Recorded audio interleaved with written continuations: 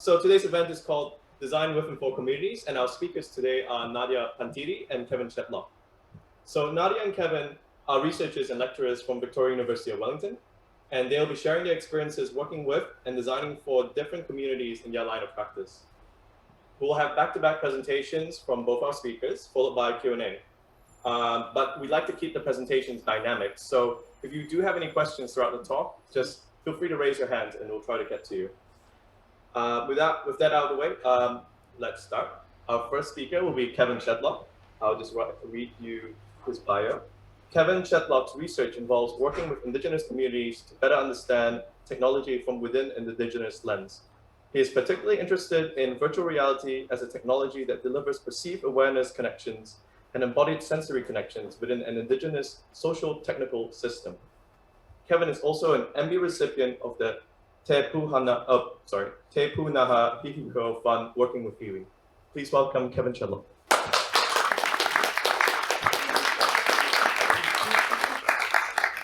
So a lot of my work has been about working with Western science journals, Western conferences, organising work in that sphere or in that domain, and then bringing it back over into the indigenous communities, Indigenous research communities. Indigenous people have got a battle on their hands. We've got a scrap on our hands. And if we don't stand up and be counted to some extent, we'll find ourselves all singularized and all playing the same track. And please ask some questions later on about that. So anyway, I start with this particular puppy over here, only because it's exciting. Because at some point in time, I mean, this microorganism thing took us millions and millions of years. In our world, in the kaupapa Māori world, that's called hinititanga, the origin of life for us. So we didn't just come down from the stars, where there is actually a science to Māori. Then after a few millions of years, we had the first generation of humans coming out. But I'm more interested in this generation down here, when we all become binary representations of humans. And to some extent, we're already there. And we just don't know it yet. In the way that we have all these mechanical architectures on our bodies, like limbs, like hearts, like lungs, like eyes, ears. For Māori, koa. Tamuko. So it's not like we haven't been doing this over hundreds and hundreds of years. It's been around us for a long, long time. So my argument with this is, and excuse the pun and excuse the phrase if I hurt anybody's feelings, my argument here is, why does this guy have to be white? Why can't he be a black guy? And so I push a lot of those ideas. And not only do I push those ideas, I make sure I put a bit of science behind it too. Fair enough, the science might be at times weak, but when you're in my position, normally the first that goes through the door, normally get the most bloody, get the bloody noses. And I'm very, very early through the door for Māori. In the field of computer science. There's two of us in this country. I think there's some coming through there. So I thought I'd start up with that guy. Another thing is that they always leave the entertainment speakers at the beginning, and then they bring the breadth of the speakers towards the end. So obviously, as Māori, when you are involved in going on to the marae, and you're involved in this process called pōwhiri, they normally have like 4 or 5 speakers there. Don't worry about the first speakers, because the first speakers say something that you forget by the time you get to the 4th speaker. But it's the 4th speakers that kind of like wrap up the whole discussion and make sure that everybody feels safe who's there. So I want to kind of like just mention a little bit about this whakatauki here. Takahia te kimo ki raroi o koto waiwai. Tirohi atu nā tuate o te moana. In this way, this guy here this person over, Taruki Kawati, mentions this in 1845. And Taruki Kawati is very, very, well, to some of us, including me, and to those that identify from the Northland, and it should be actually to all of New Zealand. He is the person responsible for taking on the British Empire. He is the person responsible and the reasoning why the British Empire fired on New Zealand. It was his actions that that supported Huni Heke to actually cut down the flagpole a few times. Okay? And he was the rangati, he was the chief that says, yes, we will do this. Yeah? And so that's quite a long statement. I've only just taken down a piece from his work, but it's a response to say to all who identify as Māori, but to all who identify in this concept of nationhood, to wipe the grievances underfoot. Don't worry about all those things, all those negative things that happen. Look to the oceans of the future. Look to the peaks of the waves and the horizons of the oceans, which means look to the future and navigate us through those future, through that pathway. So I thought I'd kind of like kick this in early as well. And whakatauki is very, very important in the Māori world because it determines and defines what the discussion is going to look like. Okay, you use an angry whakatauki, it's going to be an angry discussion. You use a challenging whakatauki or challenging proverb, that's that talk and circle speak that Māori do quite well, which means what's your reason for being here? Okay? So understanding the principle of proverbs or whakatauki is quite useful when working with Māori communities. So a little bit about my thesis, a little bit about my research, a little bit about my study. I don't think I can change what Western science views are towards indigenous sciences, and indigenous sciences are towards Western views. And we can't change that. But what we can do is we can put some components in place where they can meet in the middle. And so it's that middle bridge, it's that little piece of the bridge.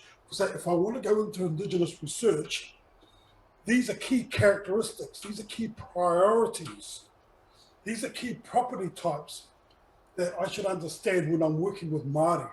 And same for Māori.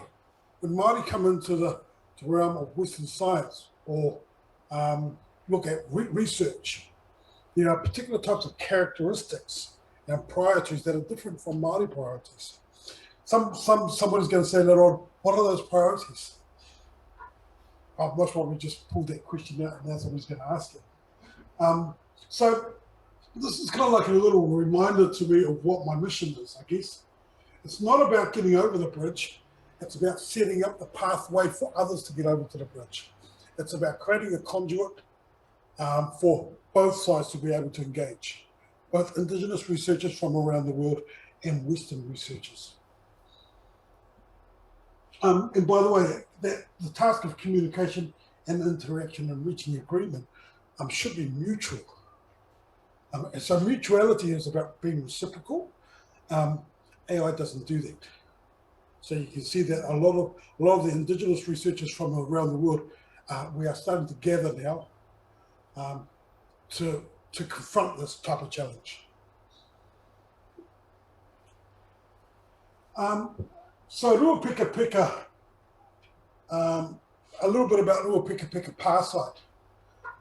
It was built obviously back in the 1845 era as a result of what they deemed as treaty grievances. And so this Parsite wasn't something that just popped up out of the blue. It had been a work in progress for about 30 years, because it took 30 years for Ngāpuhi to learn how to use the gun. As a result of this Parsite, it changed the way Māori conducted warfare. They used to kind of like be on these little mountains, and they used to have all these rings around them. This particular power site was, the elevation of the power site was lower. And early in Māori warfare history, you'll find that they weren't very well coordinated in using this thing called a gun. Later on, they learned how to volley fire in tandem with each other. But the only way they could volley fire in tandem with each other is if they lowered their battlegrounds. This thing here called Ruapika Pika Pa, well, that's one of the sketches of it, was in its time, an architectural feat. It was, in its time, what actually happened is they went and built some caves, some tunnels, and then when the British would fire, they just go into the caves. Then when they stop firing, they come out of the caves. And so this just carried on for a few days. But this didn't happen overnight.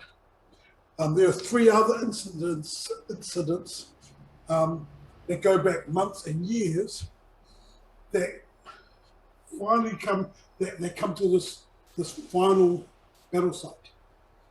So it was a work in progress. It had to work over time. And so I draw upon that concept to say, well, stuff I build will break. I'm okay with it. I'll just get better at building the algorithms for it. In saying that, though, a lot of my stuff is actually really, really good. Especially when you put good design on it. Functionality, it works really, really well. Well, and I shouldn't say my here, especially when I've got one of my team, three of my team here. A lot of the credit goes to that young guy at the back who looks like a girl. I just wanted to take the attention off myself. These things about having fun. Who actually does some research with me up in Northland. There's quite a few of us here, or hereabouts. So the power site itself, we look at this power site here, and we think, well, it doesn't mean much. But up in that far left corner there, those palisades were 6 meters tall, 6 meters high, with puriri wood. Anybody knows what puriri wood is? It's a very, very hard, strong wood. And go about that round. And so those palisades over there were built with that. And there was a cannon up there, and we digitized the carronade. That's why I'm going with this story. And so that power site up there was built strategically to withstand the onslaught of the British guns, the 32 pounders, the 18 pounders, the 16 pounders, and the rockets.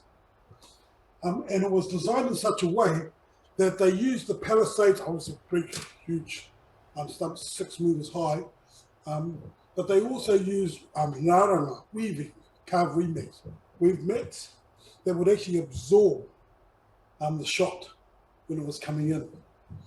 So there was a lot of thought that was put into this puppy. There is a carronade, for those that have been up, we'll pick up, I've been up there. There's a carronade up there. They had a 18-pounder carronade. It got hit early in the battle, so it got blown up. And it was toast.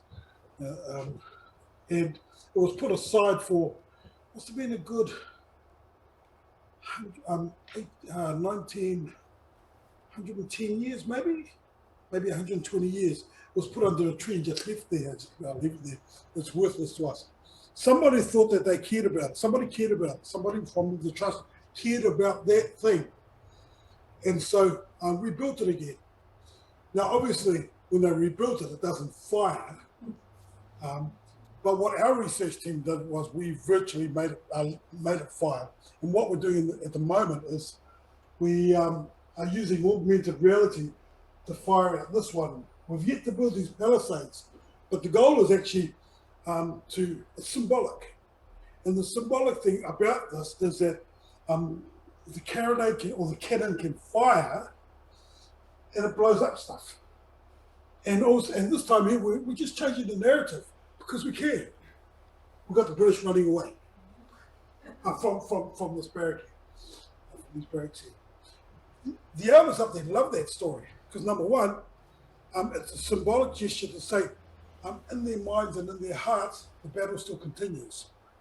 Another symbolic gesture is they get to see a rendition, a replica of that cannon firing again in their lifetime, which they never got to do. So it was quite a cool little project. We've got a lot of work to do up there.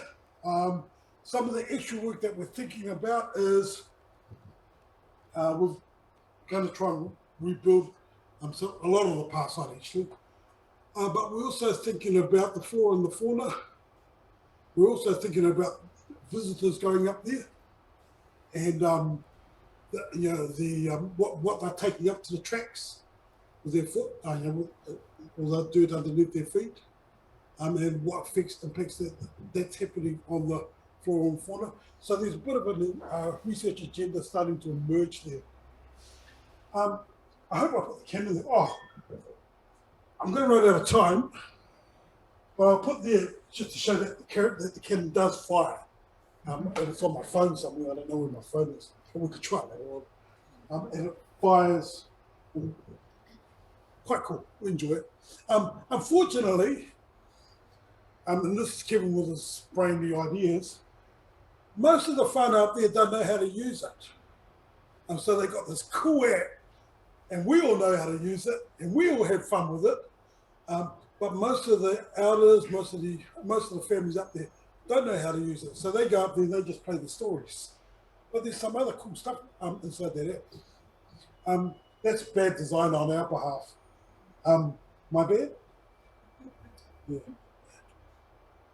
So that's the Caribou. Like when they were looking to connect the village and Wera Park, and they sort of said, oh, we'll put it there because it's the top of the hill and that would be really clear reception. And the people pointing out, oh no, go that that house down the road, which actually has electricity. That's another thing. We're way from electricity up there too. So that's the Caribou that's being rebuilt. I thought I had it. There goes the versions of it. And you can see Mark 1 version, or Mark 1 version, Mark 2 version, we're getting a little bit better. And what I mean by we're getting a little bit better, we're starting to reflect what the real world object looks like inside the digital world. We have a Mark 3 that's a little bit too big that we're working on. And the goal is to represent what our elders see in the real world inside the digital world. Easier said than done. Is this a geolocated app? Is it? Can it only be used up there? Yeah, it can only be used up there, but there's a ton of potential for it. At the moment, we are working with Se Papa on rebuilding and bringing back the huia bird. And the huia bird, we're going to bring some intelligence to the huia bird. So the huia bird not only interacts with you, which it does now, I've got on my head, but it also will remember you when you return. So we're building a bit of intelligence. And this goes to this concept of kaitiakitanga. So a kaitiaki is something like a guardian. Yeah. So that's our, can't remember what version that is. I'm going backwards again, aren't I? Yeah, so that's me. Now, I know I've gone taking too long, haven't I? No, you're fine. I'm good? Yeah, you're good. Okay. I think we're going to leave questions for later on, unless you want to ask some questions now, apart from One or two questions for Kevin? But if someone else, Well, I mean, you know, what I tweeted, that what you were sharing on that slide reminded me of the Māori data sovereignty movement and what they're doing to try and sort of, you know, get recognition of data as a Taonga and sort of how there should be governance, sort of, you know, decision making. And, you know, like this is just me knowing a little bit. So I'd be really interested in hearing more from you who probably know a lot more. Yeah, we're working on that. I mean, although I say I don't do a lot of ethics and governance and sovereignty, I'm actually doing a ton of work. It's just not part of my thesis.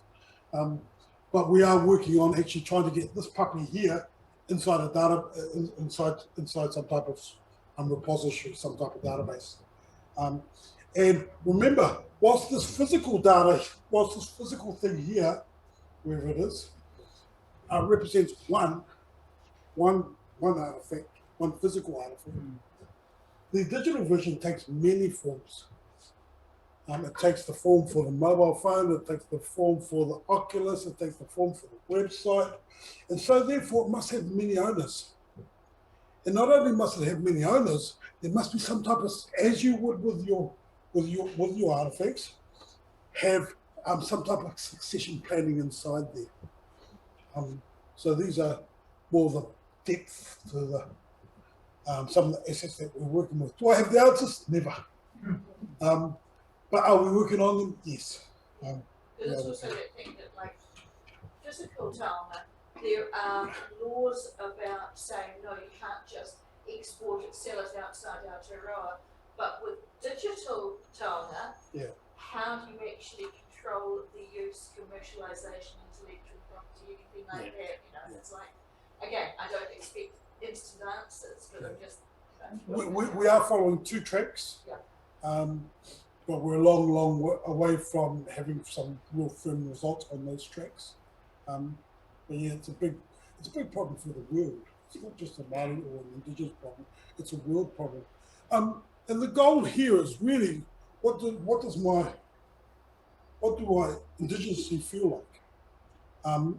Internally, the way I think, the way I behave, or the way I think and the way I enact, the way I think about objects, the way I think about languages, the way I think about terminologies, and the way I act with those objects.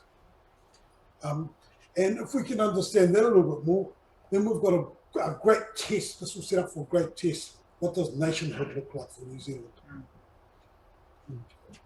Anyway, I talked too much. Thank you. Oh. I think it's a talk in itself. But I was the image you used of the bridge, and building it in both directions. Yep. That I think is a challenge that I know we're facing at the moment of wanting to have a more authentic, collaborative way of building our websites, but at the same time being conscious of the really small resource we can bring into, you know, simply my speaking today. How can we have started across the river so that there's only that gap rather than expecting our Māori partners to actually come all the way across the river and tell us what we're looking for?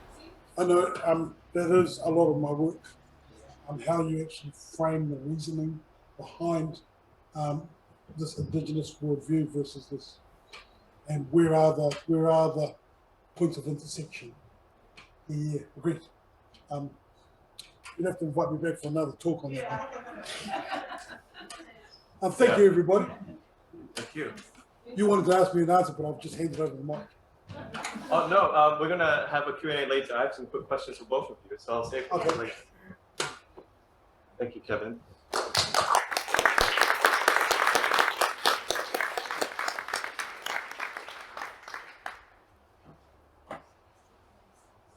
So our second speaker today is Dr. Nadia Pantidi. Nadia is a lecturer at the Computational Media Innovation Center, Victoria University of Wellington. Her research interests are in the areas of human-computer interaction and user experience design, with a focus on understanding people's interactions with technology in the real world, evaluating and designing interventions and technologies that are sensitive to and reflective of the values, practices, and experiences of end users and stakeholders. That's a very long sentence. I know. You didn't have to read that. I was going to say. Oh, sorry. Well, we're almost there. Yeah, her research leverages participatory and experience-centered design approaches aimed at enhancing community resilience and engagement. Please welcome Nadia. You also have to pick my slides now, because I can try to speak to Kevin's slides, but I won't do it. Sing to it, yes, I will do that. I'm preparing my waiata. I'll do that. Thanks, everyone. I don't know how I'm going to top up the previous talk. I really appreciate that Kevin said that the later speakers are the serious ones, but I think in this occasion, it's not the case. I will give it my best though. So as Ian read the mouthful of my summary of my bio, I'm a lecturer here in Victoria University of Wellington. I'm on the Computational Media Innovation Center, which is part of the engineering, but my background is in human-computer interaction, user experience design, and I have a background in both engineering, computer science, and psychology. So, and I have worked equally in departments of computer science and psychology, which is an interesting conversation for another talk. So a lot of my research, actually I should be using this as well. A lot of my research is around, well, it's in the broader space of, I guess, sustainability, but more specifically resilience. Some of my earlier work is in more classic kind of, I guess, sustainability, technology sustainability space, I guess, design space, but then the later on work is around sustainable communities. So it has a much more strong component around working with people at risk, working with communities, trying to look at kind of technologies that support people in having a kind of a sustainable way of living and a more resilient way of living. As part of my research, I guess the kind of the core principles of my research, as Ian read already, are around participation. So my work has a lot of participatory kind of design approaches, and also has a strong emphasis on experience. In that respect, a lot of my research follows a kind of an experience-centered design approach. I also have a particular interest, like I said already, in kind of looking at bottom-up grassroots kind of approaches and supporting those with kind of technology to the extent that is appropriate, I guess. And a lot of my research is looking at kind of promoting kindness and dignity as a way of kind of promoting, improving quality of life. Now, I have, I'll go back to this. I have a long list of projects which I'm not going to go through. I'm going to give you like a really quick snapshot of a few projects that I have done. Some of them, like I said, are in sustainability. Some of them are in more kind of resilience space. And then I've chosen 2 projects that I'm going to talk a little bit more on. But feel free to ask questions. Feel free. I have extra slides in case people are interested in some of the other projects. And I'm happy to talk more afterwards. So some of the work I have done work, like I said, around food innovation. So this project was looking at kind of connecting consumers with kind of the large-scale manufacturing, food manufacturing. So we did a lot of research around understanding people's needs and kind of practices around food consumption, and then looking at how we can link those to the kind of food manufacturing providers, so big kind of factories, in a way that we can create more sustainable, I guess, food in the supermarket. So almost like a whatever you need for that day, you could, if you could order it straight to the factory and it could be at the supermarket on the next day or something. I've also looked at I've done a lot of research around energy and smart energy infrastructures. Some of my older, like I said, work around sustainability. This project had multiple kind of components where we put kind of design probes, technology probes into people's homes. And we looked at, again, their practices and their understanding around energy consumption. But also we looked at developing a method that using envisioning techniques where people can actually understand more about smart energy infrastructure in a way that they can give us more informed input towards our design. Because it's a kind of a big discussion around, is there equal kind of true participation if people don't actually know what you're asking them about? I've done quite a bit of research around disaster response, mostly ethnographic studies, looking at how disaster responders work and how we can better support their work in a number of different kind of contexts. I have, this one had a, so I've also looked at alternative currencies and social solidarity. This was a mini kind of ethnography I did in my home country in Greece, looking at how to best support communities that, especially with the 2008 kind of economic crisis, they were really struggling to make means, and they were looking at alternative ways of, such as bartering, to support themselves. More recently, I have done quite a lot of work with people at risk, and kind of projects working together with family services and mental health services in Ireland to support young people that have either just come out on probation from finishing a sentence, or people who live in areas with very intense intergenerational poverty, So looking at kind of different ways to developing programs with them to support their self-esteem, but also their digital skills so that they have a better kind of chance in the future of finding a job and going to university and so on. With a few of my students also the last 4 or 5 years, I've done a significant number of research around dementia and looking at kind of how we can design with people with dementia, both mild and more severe dementia, how we can improve the moments of social connectedness and togetherness with them, especially the people who are in care homes, and also how we can actually give them back their agency, because they are active individuals and sometimes this is not recognized because they are in care homes and they're considered ill. Also, another one of my students at the moment is doing her PhD and she's looking at digital placemaking and socially engaged art towards community resilience. So she's working with a particular community in Ireland again, that it's a urban community. So it has seen a 400% increase in population in the last 5 years. And there's around 40 different ethnicities there. So they have some significant challenges around, I guess, integration and kind of, and resilience, I guess, with all the different communities and cultures and ethnicities. So she's working with the community towards a number of different interventions, still a work in progress, that one. And now I'm gonna move on to my first full, well, a little bit more detailed, I guess, project. But I wanted to give you a little bit of a taste of some of the I guess, the range of different things that I have done. And I know they might seem that they're not kind of coherent, but in all of these works, like I said, the focus is around sustainability, sustainable living, and the people are always at the heart of all these projects. And it has always been real world studies. So I'm always kind of looking at how people are using technologies in the real world, how we always evaluate the technologies in the real world. So there's a lot of qualitative kind of approaches and participatory approaches there. Now, the first project that I chose to speak a little bit more about is a project that we did in the UK.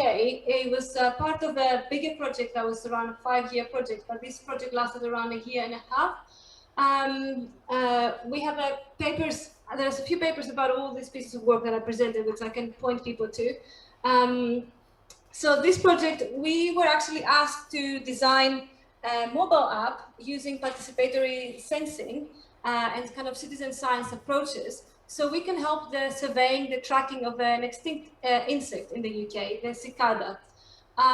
So what we did as part of this work, we followed kind of a quite intense, I guess, participatory approach. So we started with some interviews with a lot of the entomologists, the forest rangers, the community engagement officers, and this kind of lasted quite a long time. So even though they thought they had a really clear brief on what they were expecting us to do, we still wanted to try and involve them more directly into that and gain some more information. So we conducted long interviews with all these different, I guess, stakeholders. Then we also conducted a series of participant observations at local BioBlitz events. If you don't know what a BioBlitz is, imagine like, I don't know, a day in the forest with tons of activities, a lot of experts, a lot of amateur kind of enthusiasts that love nature and they want to learn more. And you do all sorts of activities from kind of finding bats, you know, and that's usually at 4 in the morning or 5 in the morning or midnight, because that's the time for the bats, and all sorts of other activities. And you learn a lot about them. You collect poo from the owls, because that tells you about their health. So it was a very interesting experience for people who don't normally are in nature, such as computer scientists. And then after we got a lot of information on how they actually survey normally, what tools they're using normally, and what is their current technology, and what is that they need more. Then we started getting a little bit of a better sense of why that smartphone kind of app was required. And then we started these co-design workshops with representatives of each of these groups. And sometimes it could have been that there were 2 community engagement officers and like 1 ranger, but usually we have a representative from each of these groups. So I'll show a little bit about some of the kind of the outputs of those co-design workshops. But what was interesting there, and that's kind of something that I guess is key when you're working with communities, is to, like I said, try and keep that participation true and equal. So you have to always know that not all your participants or your co-designers, I guess, know what you know about the possibilities of the technology. Also, you don't know a lot of the things that they know. So you have to really think about how you can get their expertise to be much more, visible to you and to the other designers. So you can actually design the features that they have in their minds. And the iterative process that we took in the co-design workshops really helped with that, because there were different things that unless we showed them what we thought that they were saying, it was not easy for them to actually say that, yeah, that's what we thought, what we had in mind. And then at the end, we actually trialed and evaluated that app in a really big event at the New Forest, which is where it was a location that we were hoping to find the cicada. And like I said already, the interviews and the kind of the field, observation kind of field trips give us a lot of understanding about who is the biodiversity community, who are we designing for, and again, it helped us make connections with these people. So we were not the outsiders so much. Of course, we were still kind of the outsiders, but we did develop relationships because we were working with them for more than a year. And then we got a lot of understanding, like I said, around surveying. How do they do it? There's a lot of pen and paper used at the moment, but they also have a lot of different technological gadgets that they use to do recordings, audio recordings, and document species and different kind of nature artifacts. Now, this is some of the screenshots from the app. And what I wanted to show here is a little bit so how we kind of went about the design of that and how that kind of iterative process went about. For someone who is a designer, you might think that this is not exactly the most kind of coherent design, but it is community informed, it is community led. So we started with something like, so as you can see, this looks a lot like the Shazam, because that's what our participants thought would be a really good kind of example. And actually they were right. This was very intuitive because Shazam was very popular back then and everybody knew what was that about. Like younger people, older people, it was something that was kind of speaking to everyone. What was not so intuitive upon like the evaluation was actually that you had to tap that little cicada there for it to start. But eventually that kind of became more intuitive as people were using it. Because of that, we needed to have a little bit of kind of tips or ways to kind of talk about, oh, is that okay? We didn't lose anyone, right? Okay, thank God. And another important thing, like, so normally we don't like that we have a lot of text in apps, you know, people don't like to read long text, but it was really important for the biodiversity community that there is an educational component. They wanted that information there and they wouldn't back down on that. And I think that was for a good reason. So for that reason, we did have actually some text, but we tried to make it in a way that was still informative, but it wasn't overwhelming. So there were some links that would take you to kind of bigger chunks of information.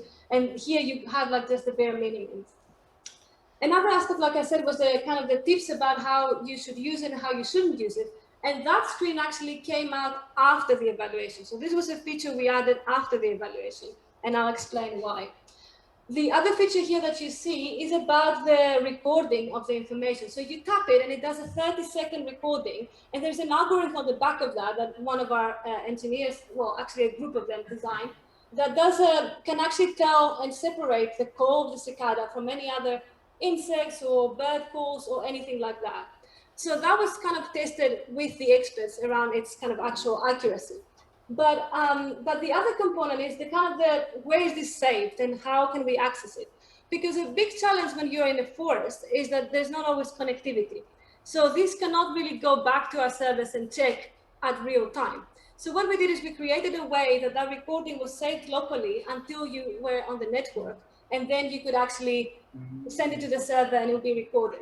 The other aspect is that we saved that in a way that the person who did the recording could have still access to it. And if they had recorded maybe themselves talking or something else like that, they could actually delete it. So that was very important to us as researchers, that we kind of maintain the privacy of people, because that records for 30 seconds. And sometimes it's not just you. It could be other people, it could be your children, and you might not want that recording out there on the web.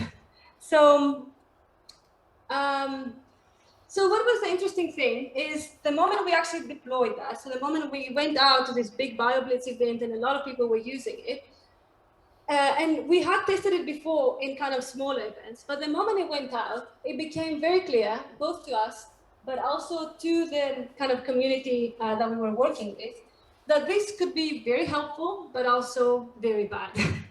So they started realizing that having actually hundreds and thousands maybe of people trampling in the forest in order to try and find that bug, the cicada, could actually cause a lot of harm to some of the other species that lived in the forest, and they were equally fragile. So that kind of created a very interesting conversation post kind of employment that kind of created, I guess, new features for the app and new ways of managing that. So one of the things we did, for example, is they asked us to kind of take out any map feature. So people could not actually go into parts of the forest that they were more protected or needed to be protected. Then we actually moved to another part that we had to create paths for people that they could take. So basically they wanted people to be more curated into following the paths that were safe for the other animals to take, and they were not endangering, because depending on the season, the different parts of the forest where some birds might be nesting or some other animals might be reproducing and so on. So it wasn't always the same part of the forest. And here you see some of the kind of the quotes from our participants and our kind of the community that we're working with, how it's really exciting, but at the same time, it can be really, really bad for it. And there was a lot of conversation around that, which I haven't gone into detail here. So the danger of scale was a really interesting one, both for us and for our communities. And in hindsight, we say, of course, well, why didn't you think about that?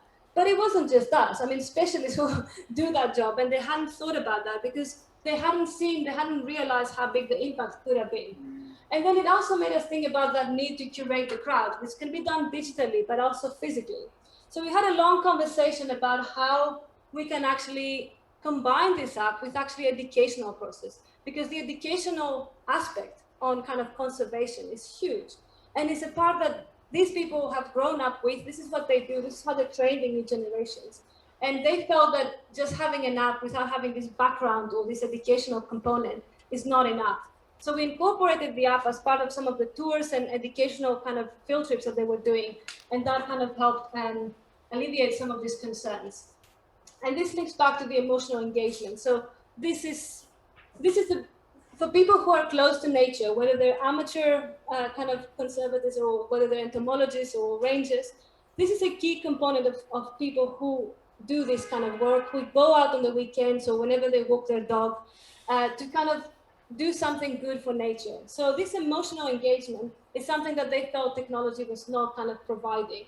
So then again, we kind of started talking about other ways that they could get that aspect, or they could reconnect. And one of the ways we did that was they would do like little groups after doing some recordings, and they would go and talk with the conservationists and the ecology the forest rangers to talk about what they actually had found, what does that mean, and so on. So we kind of reconnected people through the app with nature and not just using it as an automated tool, which is what we had envisioned in the beginning. Mm.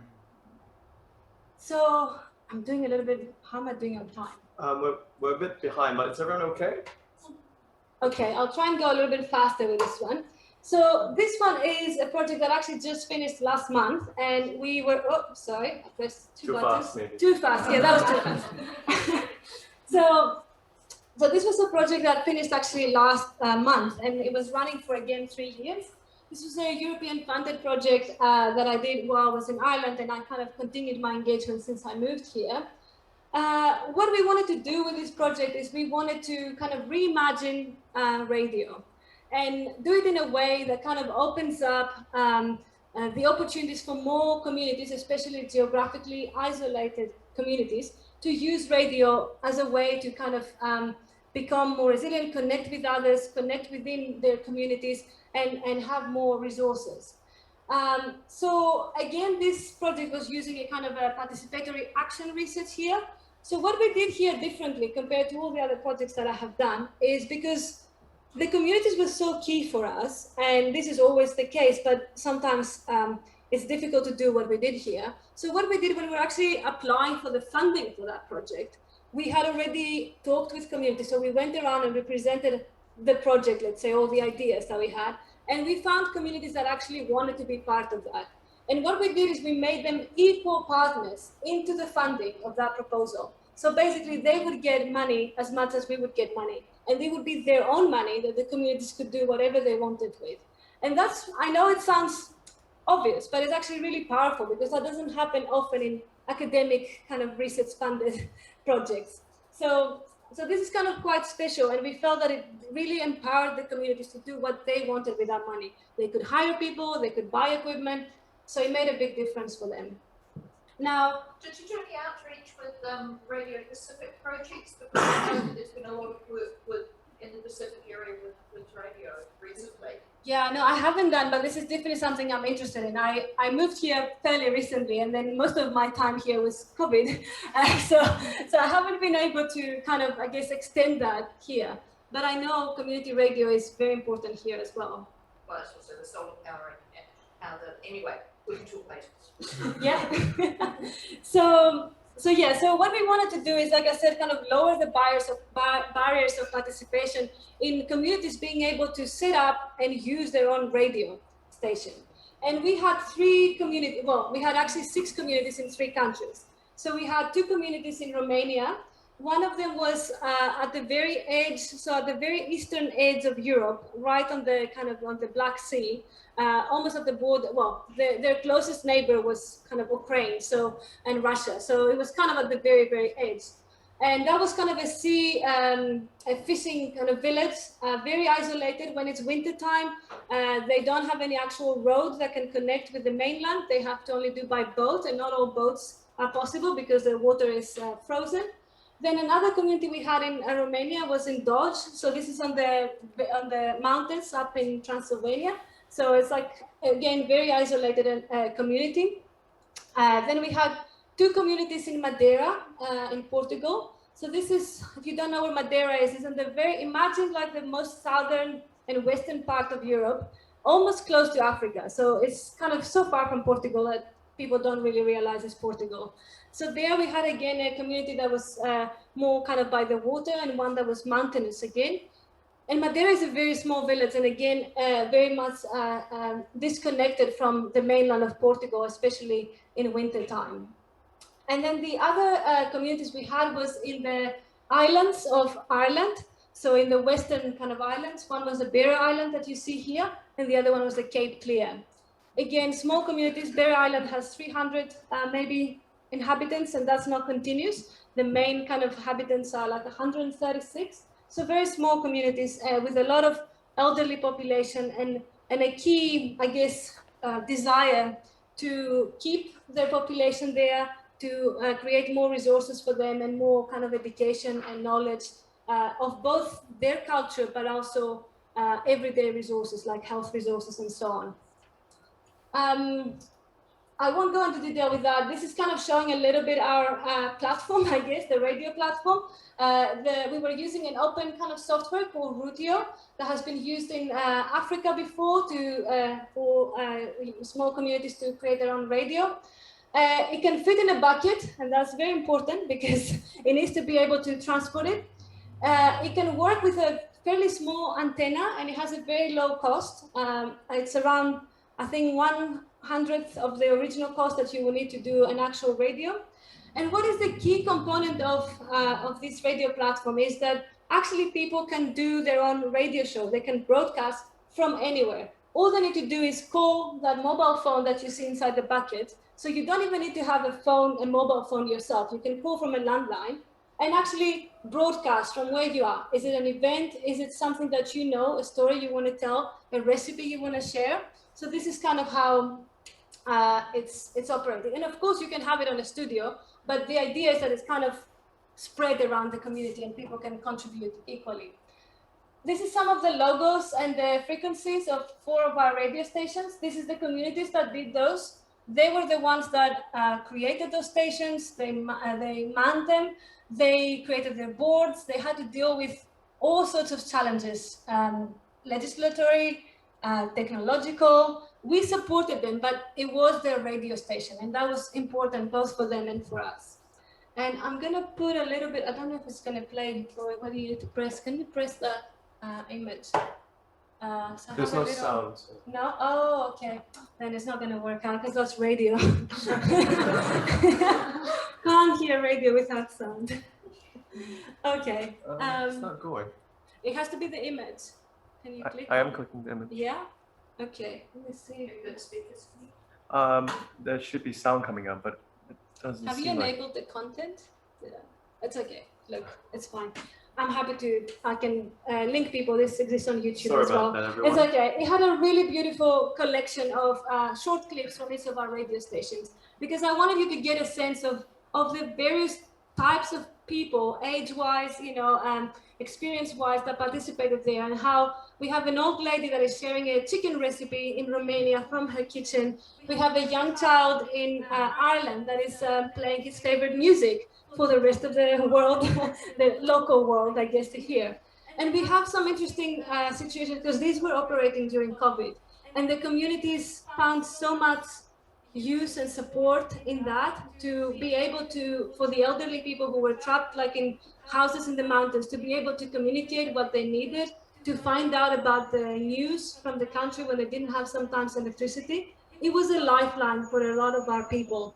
And that meant a lot to us, and we were able to help them do that and help them kind of continue that in a time of need and not only. So what did we learn from this project? A lot of things that I don't have time to say. It was amazing because we actually, what I didn't say is that as part of doing this, we actually spend a lot of time with the communities. We have, in each country, we had dedicated people that would spend a month or two with each community in different times of the year, like in the very beginning, when they were setting up the radio, when they had set up the radio and so on. We traveled there, all of us, in order to really understand what the community is like, how difficult it is to get there. We have been to, like in Ireland, like in the middle of winter, or in Romania in the middle of winter, or in the middle of summer as well. So that was both. So a lot of practical challenges, a lot of communities struggling with how to, set these things up, and a lot of volunteers that are needed. But it was interesting how each community kind of addressed that. And most importantly, a lot of cultural challenges. Like in Ireland, we saw specifically a huge issue around this public nature of the radio. And because it was so small communities, they didn't want to kind of show their faces or their voices actually in the radio because they were worried about, how they're representing themselves in front of the community. A lot of politics that were quite interesting. So there was quite a lot of heated debates. And then, what we did see, like I said, is that there's a strong potential for radio to really support community resilience in these areas.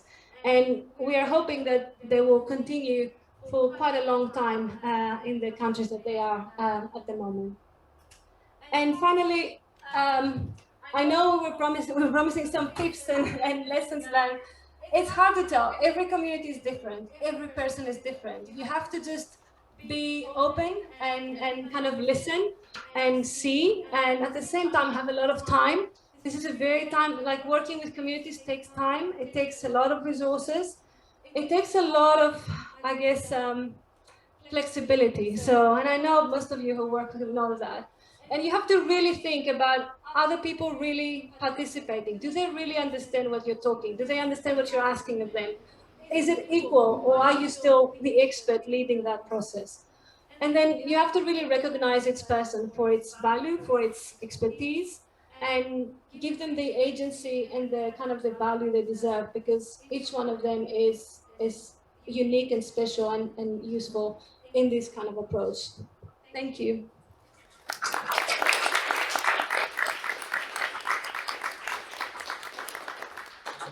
So I know we're running behind time. I just want to check in. Is everyone okay?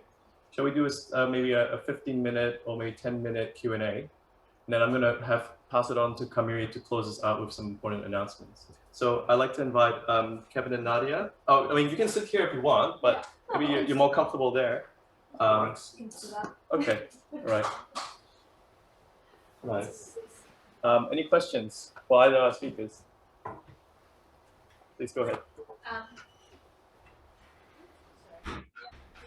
Kia ora. I was explaining to a friend of mine today about how different type of people see collaboration in different ways, how to get things.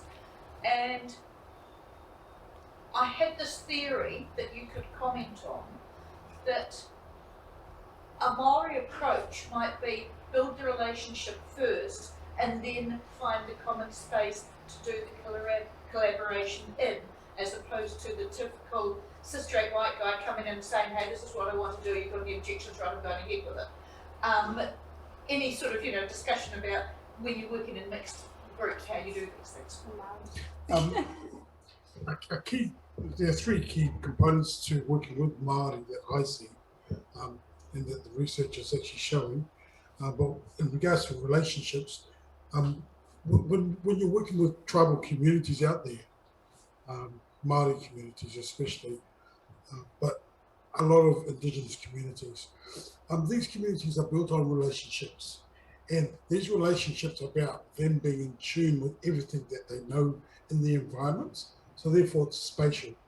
But with that comes a responsibility of being accountable to other people within inside that relationship. So relationships are also about holding other people accountable. So when you come into this little network of community, we just call it community, it's about holding on to these concepts of being accountable. And for the Māori communities, they call it mana. The reason why we do talk in circles a lot is so that you can't hold us accountable, because our mana is on the line.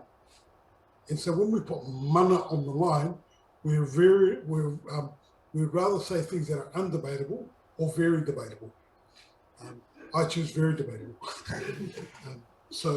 And this speaks directly to the concept of relationships.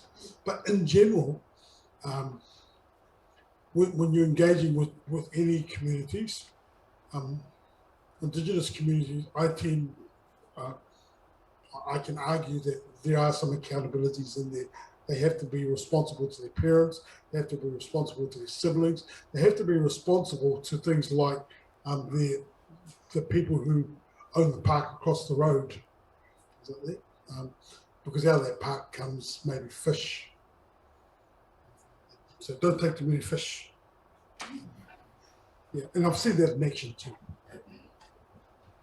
So how do you take an organisation that is not so far attuned, say Wellington City Council, where the governance... Or Victoria University's Faculty for Engineering and Computer Science. Yeah. How do you take it from top guy on top? You stab them in the eyes. Directly. You stab them in the eyes. And you tell them what they're doing wrong. Because they don't know what they're doing wrong because they do it wrong. And so stabbing in the eyes is about holding on to what you think is a tribal methodology. Stabbing in the eyes is being polite the first time. Second time, kind of like, you don't stab in the eyes straight away. So, I wouldn't do it that way. Second time around, you're starting to upset a few people. Third time, then you stab them in the eyes. So, Wellington City Council, they've got a stab in the eye process. They've got some type of Māori engagement officers down there. Yeah, have a talk to them about it. Tell them that it is a little bit out of the norm for Māori communities or Pacifica communities or any community. I use that term a lot to say, well, that's just downright stupid. Yeah. So it's a common sense approach, I think. There's no science around it. I've got to say, in defense of my faculty, we're actually pretty good. They stab in the eyes quite nicely. And we're a very, very good faculty that are open to this type of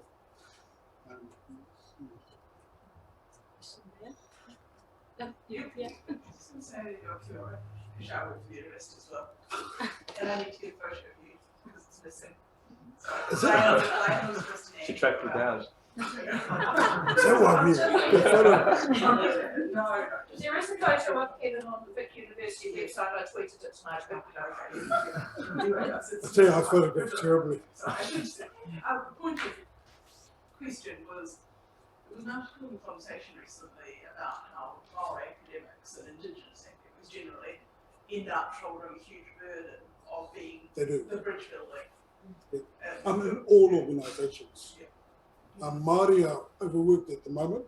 I'm supposed to be kind of like just doing one thing, you know, which is either lecture, but I find myself involved in many, right across the university domain too. Our research office, providing advisory support to them about iwi and tribal matters. I find myself providing a lot of local support to our team.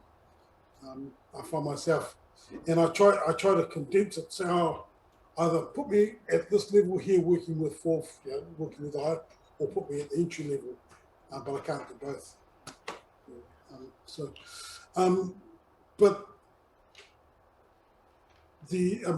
I choose to be in that field. So I take everything that goes with it. And so my view of that is I choose to be there. Yeah. So good job, Kevin. No. But in saying that, I also want to caution everybody, caution myself about engaging with Māori. Too many times we see Māori or Pacific Islander or other cultures, and we assume them to be the expert of that particular domain. So we all head off over there. Okay, that's not actually the case. Again, relationships, understanding that person's capacity and capability to understand their specific culture. I'm not just talking about Māori here, I'm talking about cultures across the world. So yeah. Projecting the light. The context of the question is that some of the reasons and very much involved there in indigenous work. And I was with the community radio project. One of the challenges in Malaysia is the huge number of indigenous languages in localities, which also we have in emphasis on dialect. And one of the things we were talking about was some way how we capture indigenous languages before they become classified. And I was just thinking of the community radio project that did you have that kind of thing of local dialect language being converted to the radio? Yes, is this on? I don't know. Anyway, yeah, definitely. I mean, this was like a 3-year project, so there's a lot of like little details, and always the devil's in the details. But the language and the dialects, like you said, the Western Islands in Ireland, for example, even though they're like, I don't know how many nautical miles away, they're very close, let's say, they have a different dialect between the two of them. Of course, they're all islanders, so they understand each other. And it's the same in Romania and the same in Madeira. There's local small dialects that are kind of very, like you said, they're kind of almost slowly disappearing. And one of them, when we first engaged with the communities before even we had applied for the funding and so on, we had almost a long list of different things that they really wanted to try and tackle, or that they were really important to them, and maybe some of them could be tackled. And these kind of dialects and the local dialects was one of them as part of the history and the heritage of this place. And we did 2 things with that. Obviously, recording local voices, especially telling stories of their, of their past and their present and so on. But the other thing that we did is a kind of a text-to-speech component in that platform that we did with some other colleagues in the UK, that basically we recorded people from each community that volunteered for that. So we have samples of their dialect, and we turn this into, I guess, a bot voice. I mean, it's an artificial voice, which can read text, so from a text, and then speak it up, but in the dialect of that community.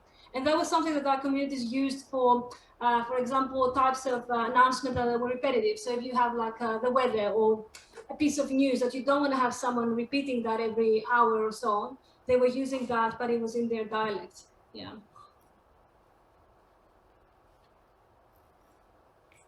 So with the Cicada app, do you think you're coming up with a framework which can potentially be applied in different contexts, or it could be different curated experiences that are relevant to different communities, could be different species of insects? Do you think Is that something that is coming out of it? Yes and no. I mean, this work is quite a few years ago, but I think what was interesting back then is that we had a lot of different sensing mobile apps around kind of the environment. So we had apps that they were sensing the quality of the air or sound levels for purposes of like noise in the city and so on.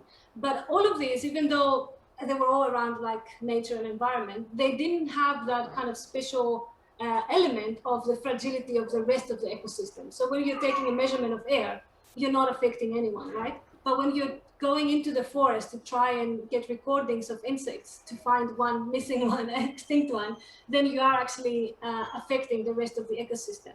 And I think since then there has been a lot of work around more sensible, I guess, or sensitizing approaches around nature and around our relationship with nature. So there's a whole piece of, I guess, an area of research in design at the moment that is the other than human, that looks into these aspects, I think, with a even more of a micro lens than what we did. And I think that's a really good thing. Over there. John Corlo. I was just curious, you talk a lot about communities, and my understanding it's easy for big organisations to see small minority or community as a homogenous blob, and that's out of maybe respect for some of our government colleagues here. But I'm curious as how do you guys both navigate the storytelling of different communities and their individualities, and how you bring that to the forefront? Because Katahu versus Ngāpuhi is quite different, even though you can see it as Māori. Yeah, good question actually. So I treat for me personally, and part of my research, I work with each community independently, differently. Their stories, their dialect, their methodology, whatever that is. I spend a bit of time actually working out what that actually looks like. And if I'm working, we're doing some work with Ronga Whakaata, which is in Gisborne, for those that know the marae up at Te Papa. And there's a bit of digital work happening with Te Houketura at the moment. So we're spending time on just looking at framing what that looks like. And so framing for this project will take anything up to 6 months. So it's not a quick fix. It's not a quick insect. It's not a quick, we'll take what we did there and put it there, we'll do that.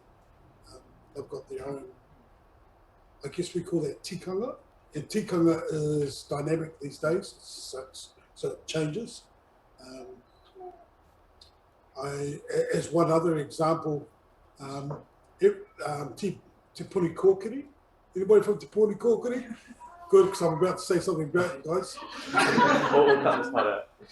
No, leave it. So Te Puni Kōkiri actually just went and put a whole lot of TVs and free internet for 5 years, in all the maraes, which is great. Now there's a great big discussion about zooming in on their bodies in the maraes, because they haven't updated their own processes. So I don't know what I'm walking into. So my first thought is try to stay quiet for as long as possible, and then let them tell me what to do. My second thing is when they say something, take it as the gospel, even for that group. Yeah, it becomes their part of their method. I use that all those TVs in the maraes as a classic example of all the families who are overseas wanting to see their auntie or their uncle or their man, and all the people on the maraes saying, "Oh, we've never experienced anybody asking for this before." So technology in this particular sense has changed how every marae interacts with. So I'm very, very mindful of these things when I go into them. So I try to adopt what they do. I mean, I agree with Kevin. Like, same with us. We had dedicated, let's say, people working with each community, and not, that doesn't mean that it was special people, but I mean like we treated each community as unique. So, and actually, even the setup of our radios, of how they worked, how they did the governance of the radio was not the same even within the same country. Like Cape Clear, for example, opted to do solar panels to do that because they had a very strong sustainability approach within the island that they wanted to do. And they had this more distributed station. So each person was kind of broadcasting from their home or their work or whatever. Whether in their island, they actually set up a radio station because they wanted to have that special little place in the island that you would go and do your program, and that had meaning for them. And they didn't do any solar panels, you know, they had other ways of kind of governing their station.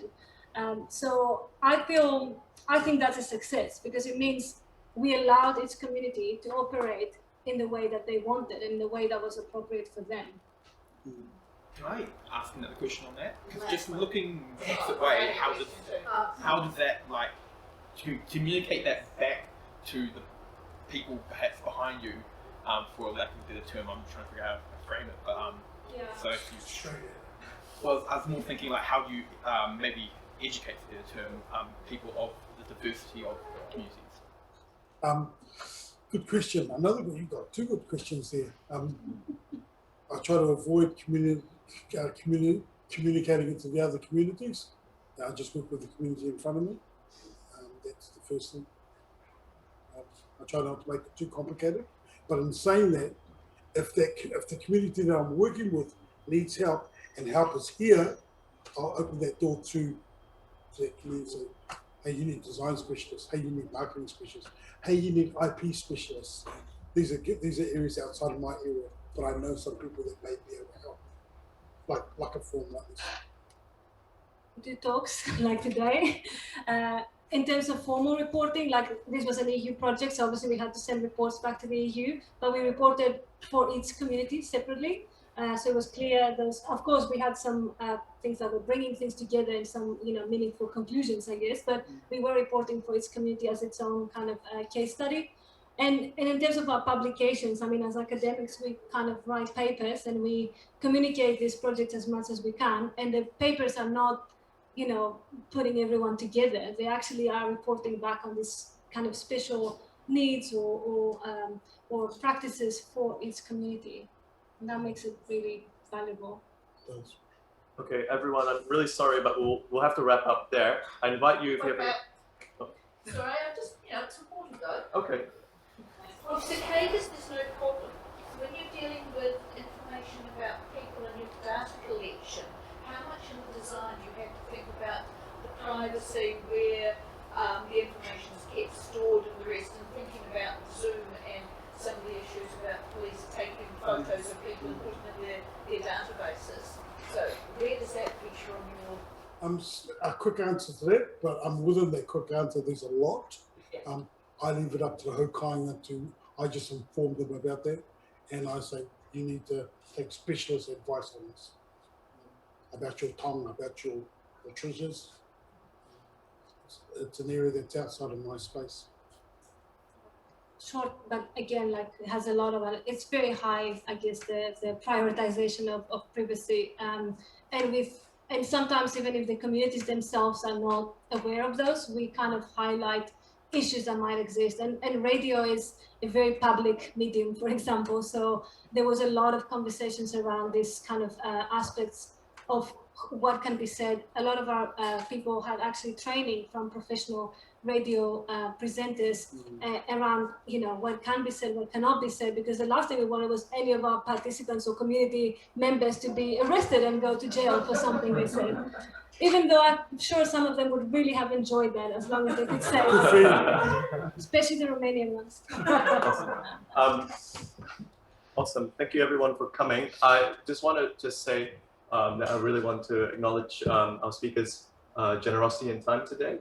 And if you have any questions, I'm sure that we can talk to them in private.